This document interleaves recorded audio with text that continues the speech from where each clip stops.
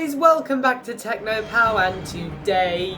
Even though I've been really enjoying working on these Arkham story videos, they are quite hard to make, but anyway, I thought it would be a perfect time to go through to talk about The Batman, because that film is going to be released next year, 4th of March 2022, starring Robert Pattinson as the Dark Knight, and I thought I would do a series of videos covering each of the villains featured in the film, starting with the main villain, the Riddler of the film. So the Riddler is the main villain of the film, so I'm going to do him first.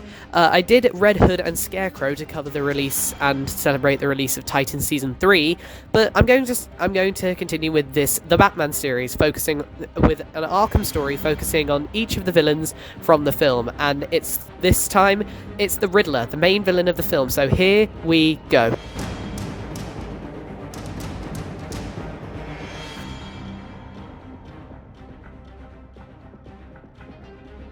Edward Nashton was born to an abusive father who constantly belittled him and called him a moron. This caused him to enter a contest during his years at school, which consisted of him solving a puzzle and win a prize. Just like his comic book origin, Ed broke into the school and experimented until he could solve the puzzle in under 1 minute. After countless tries, he managed to win, however this caused his father to beat him after he accused him of lying. This made Edward determined to learn everything, which eventually led to him becoming skilled at learning, becoming exceptionally intelligent in the fields of engineering and computer hacking. As an adult, Edward managed to become a member of the GCPD Cybercrime Division. He was convinced that Gotham's history of corruption was due to the intellectual failure of morals rather than the economic factor that had to be considered. Ed became determined to improve the city's standing. Ed used his skills to create and coordinate a network of operatives and managed to create a collection of blackmail material that was linked to Gotham officials. Sometime before Christmas Eve, Ed hid his extortion data files while he continued his everlasting quest to find the real identity of the Batman, his two suspects being Harvey Dent and Bruce Wayne. To cover in the GCPD, Nashton could have made genuine criminal ties as he was reached out to by Black Mask to keep the vigilante busy. On the alias of Nygma and gathered an army of informants to collect his blackmail information. He had planned to release it on Christmas Day, hoping it would end in the collapse of Gotham City, following a chain reaction. Enigma knew Batman was his obstacle, and as a contingency plan, set up a number of fail-safes. These included hiding his servers behind billboards, putting signal jammers inside Gotham radio towers, setting up dozens of relays, etc., etc. He also used his informants to hide his extortion data throughout the city. While Batman attempted to disable all the radio towers, Enigma taunted him. However, Batman eventually managed to disable all of them. Throughout the night, Batman interrogated Enigma's informants and collected all the data packs, as well as destroying all relays. Batman arrived at Enigma's HQ and destroyed his main server. This caused him to accept his temporary defeat, however he still claimed he held on to one big secret. Batman unlocked Enigma's secret room and discovered the research he had on Batman's identity, along with pressure pads, cages, and a green glowing question mark which would later be known as the Riddler Trophy. I do want to point out that Enigma's extortion data was eventually revealed to the public, and Gotham's corrupt officials were forced out of the office by the people. After Ed was apprehended, he managed to escape custody on multiple occasions, and repeatedly tested his wits against the Dark Knight. However, they caused a decline in his mental health, which managed to turn him into a quizzical psychopath who was fixated on outsmarting and killing Batman. Presumably to protect his identity, he changed his name to Edward Nygma to fit his obsession for puzzles, and eventually took on the moniker of the Riddler. 2 years before the events of Arkham Asylum, the Riddler was captured by Amanda Waller and forced to work in her Suicide Squad. She implanted a nanobomb in his head to make sure he'd cooperate. However, Ed managed to find a way to defuse the bomb by frying it with electricity. The Riddler contacted Waller, presumably for revenge, and so attempted to tackle her with his riddles. However, Waller trailed his location and sent her Argus men after him. Waller ordered them to execute him, but Batman arrived and incapacitated them all. During the fight, Riddler tried to escape, however Batman caught him and interrogated him on the location of a bomb hidden in Gotham by the Joker. Riddler was taken back to Arkham Asylum since he didn't know anything about Joker's. Using her new Suicide Squad, Waller sent them into Arkham Asylum to obtain Riddler's cane, which supposedly contained all the information about each Suicide Squad member. However, Waller secretly tasked Killer Frost with killing the Riddler. Killer Frost tracked him down, however as she was about to kill him, Ed revealed he knew how to defuse the nanobombs. This led to Frost leaving him alive, and taking him to the rest of the squad in order to use him to defuse the nanobombs. After making their way in, Riddler used electricity on all squad members and managed to defuse the bombs, save for King shark who died. However, when Black Spider's head didn't explode, Riddler managed to figure out he was Batman in disguise following a previous encounter with the Squad. When Joker arrived and released all the Asylum inmates, Nygma took advantage and escaped.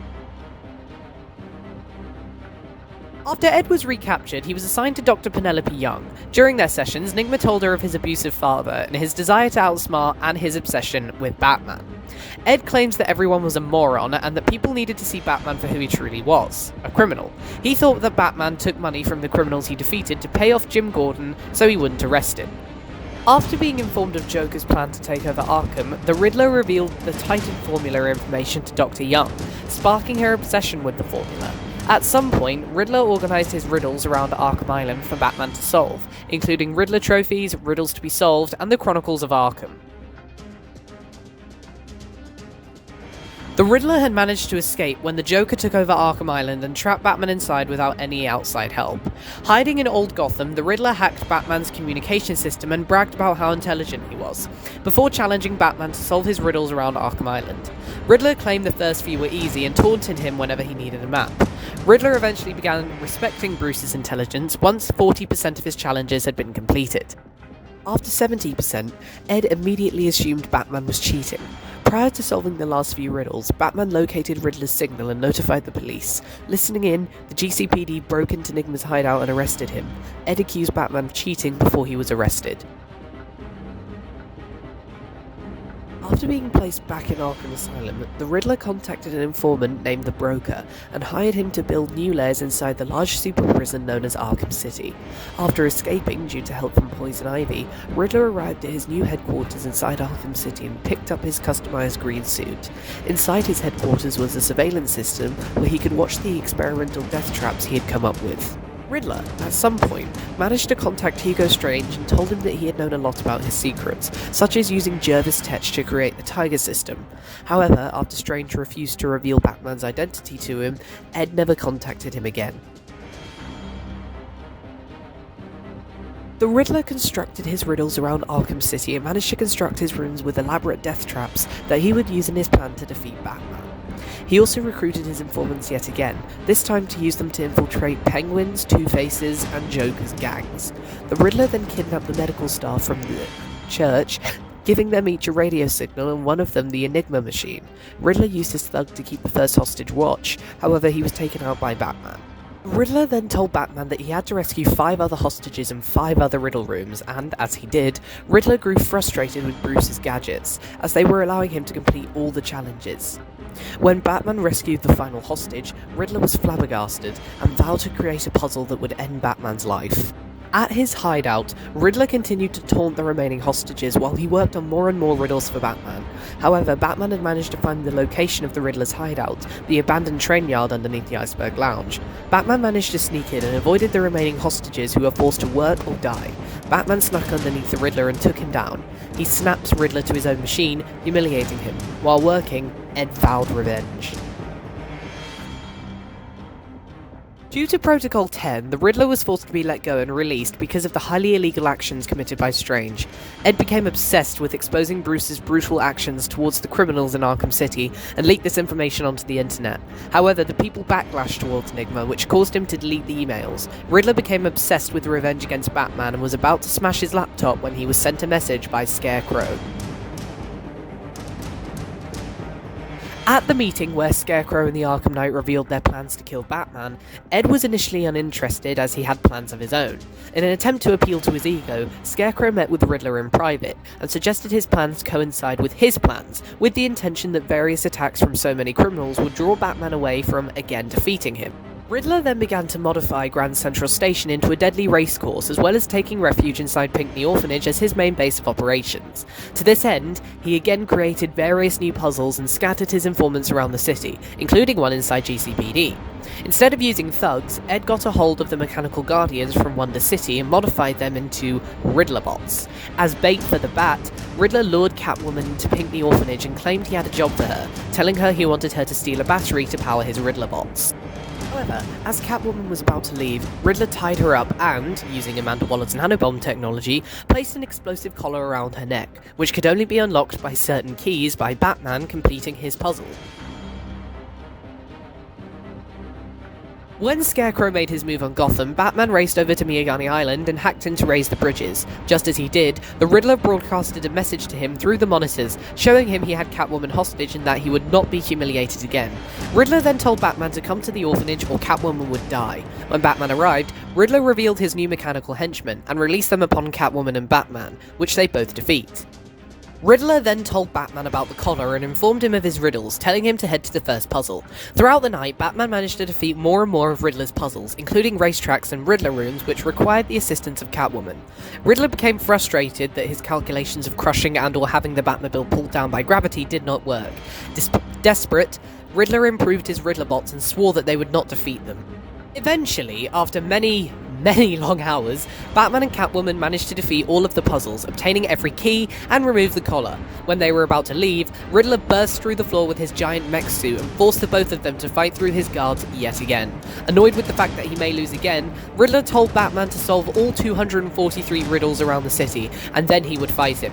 Once Batman had solved every single riddle throughout the city, he returned to the orphanage where Riddler resurfaced and attempted to fight him. Catwoman returned and helped Batman finally defeat the Riddler. Batman took Riddler to GCPD, where he locked him up with the rest of the supercriminals. It's worth noting that Riddler's mental health had degraded even more, as he was able to convince himself that he was Batman's greatest nemesis, and that he was to fill the spot the Joker left vacant. Riddler was also not convinced that Batman was Bruce Wayne after Scarecrow revealed his identity to the world. While still in lockup after Batman's death, Catwoman, angry at Nygma for holding her hostage, invaded his secret robot lair at Winslow's toy shop, during which Riddler contacted his computer, which Catwoman had hacked. Catwoman told Nygma while he was on the phone that she was first going to rob him of his money and then destroy the factory. Ed sent his robots after her, however she defeated them. She then easily hacked his bank account and stole all of his money. When Ed became uneasy, Aaron Cash had to end up tasing him and taking him back to his cell, leaving Riddler without any means of escape. Hey guys, the Riddler's story in the Arkhamverse. I hope you enjoyed it. This was the first sort of cover-up of each of the villains featured in the Batman film, which will be released, as we know, next year. So yeah, hopefully you guys enjoyed, and I'll see you next time.